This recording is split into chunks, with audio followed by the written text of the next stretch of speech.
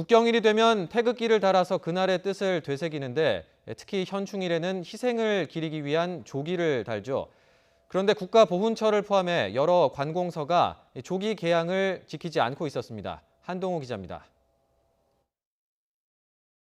현충일 아침 국가보훈처가 페이스북에 올린 게시물입니다.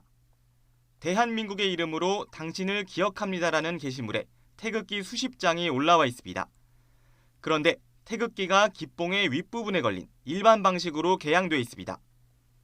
기쁜 날에 쓰이는 태극기 개양 방식을 추모하는 게시물에 쓰는 건 적절하지 않다는 의견이 잇따랐습니다.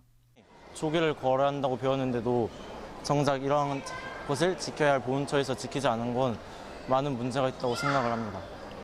보훈처는 태극기가 현충일이 아닌 대한민국을 상징했다라고 해명했습니다. 하지만 세심한 대처가 아쉬웠다는 목소리가 이어졌습니다.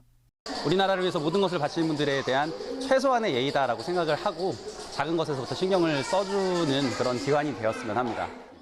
이런 사례는 보훈처에 그치지 않았습니다. 서울 마포구의 육아지원센터, 대전지방법원의 한 등기소, 고용노동부 지역지청, 충남 보령의 여러 주민센터에서도 조기 개양을 하지 않은 모습이 포착됐습니다. 아침에 깜빡을 했어요. 생각해보니까 바꿔야 할 것 같아서 얼른 가서 바꿨어요. 서울 시내 경찰서 곳곳도 조기 개양을 하지 않았고 심지어 조기를 달아야 한다는 사실을 몰랐던 곳도 있습니다. 오늘 그 조기 안 다시지 않으셨나요? 확인이 안 되어서요. 다른 담당자가 어느 분이신지 좀 모르겠어요. 조기가 안 걸려 있는 것 같은데 혹시 이유가 있으실까요? 저희요? 예.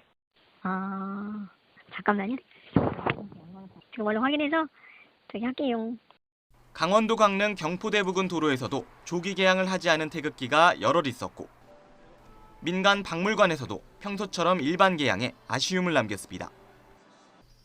우리의 얼굴격인 말레이시아 주재 대사관도 조기 개양을 하지 않아 빈축을 샀습니다.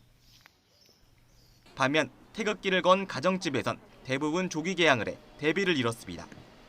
YTN 한동우입니다.